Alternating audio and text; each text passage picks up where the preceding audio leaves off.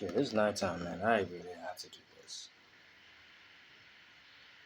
I just heard somebody address the power rankings. Honestly, I don't know what to say. Even forget the power rankings. Let's first address the fact that many are saying that DeRozan is the worst signing in this free agency. Yet the Bulls get the better offseason according to the polls. That's even pathetic, funny. Or the media trying to say that the Bulls just regress. How is that funny? Let's look at the power rankings. The Knicks, the Hornets, the Celtics, the Kings too are better than the Bulls. Let's look at the Kings roster. Because today I'm not doing any off-season grades to really show you what in the floppery they're speaking out. Okay? Where I'm gonna do off-season grades. I might even add some of those teams in that list. Now, I don't think the Bulls should be number 19 if you're looking at them power rankings. Even whoever did that power rankings needs to be fired ASAP. You need help. You need to bring check because I don't understand, brother, how the Bulls. The you see, I'm not even gonna say the Bulls are better because of Lonzo's sake. I'm gonna say this that they literally look at it like this. Caruso is gonna come off the bench. Now Caruso, I don't agree with the signing because if you were gonna sign Lonzo Ball, getting Caruso is kind of a reach. But I understand the signing. I understand why you needed to do the signing because you need a veteran to really guide, or should I say, you need a championship DNA player to really guide the team and teach the young bloods how it's done. If you know what I mean. It's not even the main issue here. You want to know what the main issue is? It's the fact that these guys, hold on. It's the fact that these guys have to deal with all these BS, right? DeRozan is the worst signing, yet the Bulls get the best offseason. It's ironic.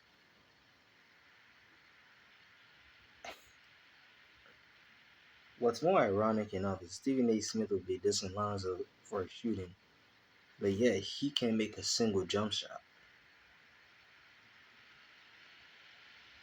He can't even do anything. Right. This is the same guy that his high school coach didn't like, man.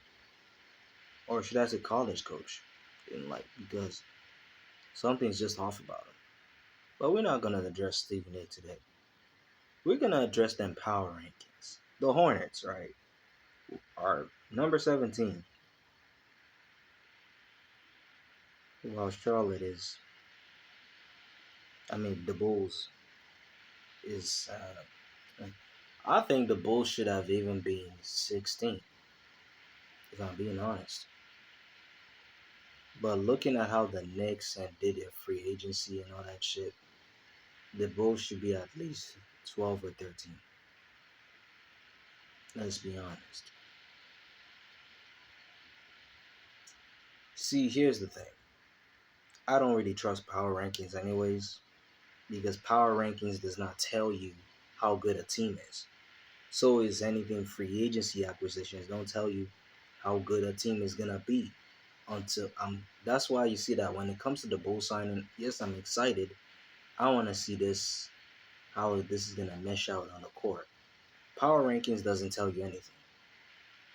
Power rankings is like it reminds you of a plus and minus, which is an aggregated score of how good a team does on the court while a certain player is on that court. Plus and minus does not tell you how you impacted the team. It tells you how your team and you performed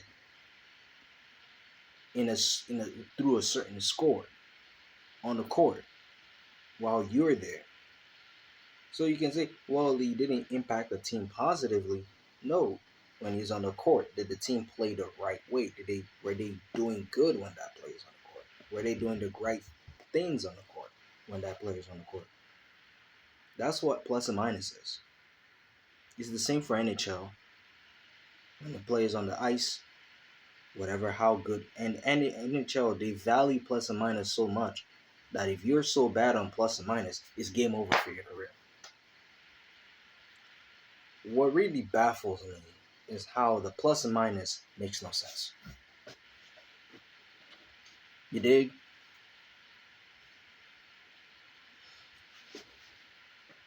Plus and minus is not even the case here.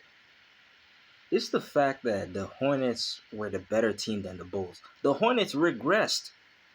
When I looked at their summer league players, I'm like, Lord have mercy. Scotty Lewis, who I was a real fan of throughout his high school days, disappointed me. I'm not even gonna address another Kuboka or we're not gonna address Kuboka or somebody else. You know what I gotta address? You know who I have to address here is the fact that their main roster looks like a fluctuated graph, bro. It's that bad. It's like they don't even know where to land. They're fluctuating. First, you went from a team that's solid that just need a certain piece to a team that you literally need a whole roster overhaul.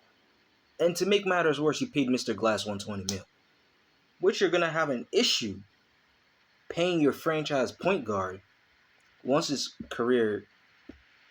first year is done, because now you have trouble repaying LaMelo Ball. You now have to either release Mr. Glass or repay LaMelo. That's not sensible. It makes no sense. You paid this man 120 mil to do what? To be trash? You have to release Mr. Glass in order to pay LaMelo, because you don't have money to pay both. That's the same issue they ran with Devontae Graham and Malik Monk. Malik Monk was their third best scorer. They sent him to LA. Now, no Malik Monk, no Devontae Graham. Now, Devontae Graham, I don't, he can be a lost cause, but he was one of the good playmakers and decent scorers. None of those.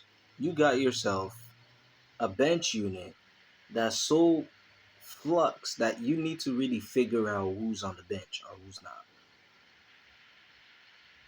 And don't get me started on PJ Washington or Bismack Biyombo, all these guys, because none of those guys probably are gonna be on that straight up team, man.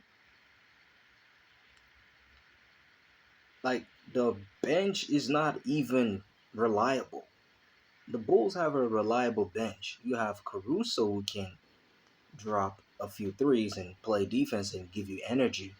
You have the Sumo. You have Larry Markkinen is still there. I don't know what they're gonna do with it, but Larry Markkinen is still there. You feel me? This team, the Bulls, to me, are a better team than the Hornets if you look at the paper side. Paper, the like Rev will always say, do not be crowned in paper champions. That's why when it comes to the Hornets or the Bulls, I'm not gonna say who's which until the season starts, and like maybe when we reach mid-season, I'll say, you know what? Maybe this is the team that's better, because I'm not gonna know for sure. Is the Hornets the better team? Hell no. But the Hornets ain't better than the Bulls, free agency wise. They ain't better than the Bulls, bro. It ain't happening. Because the Hornets literally regressed. Their roster, they don't even have a backup point guard. Like, that's how it is. Like, forget. You have Book Knight, who's basically Zach LaVine Jr. That's who you have. You have Zach Levine Jr.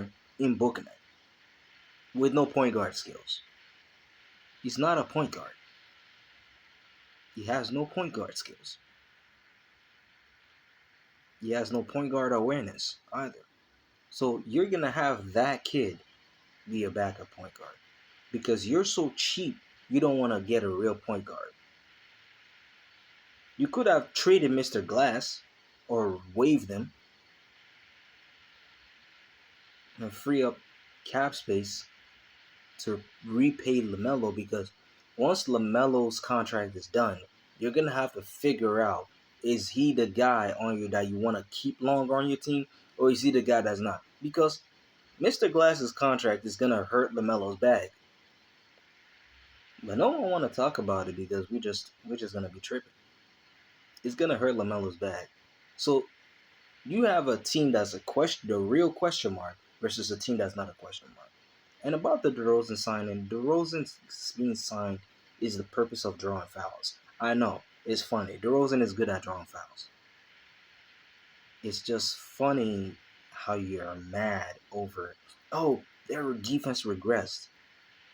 Patrick Williams, Lonzo Ball, Alex Caruso, good defenders. I know not all of their guys can play defense.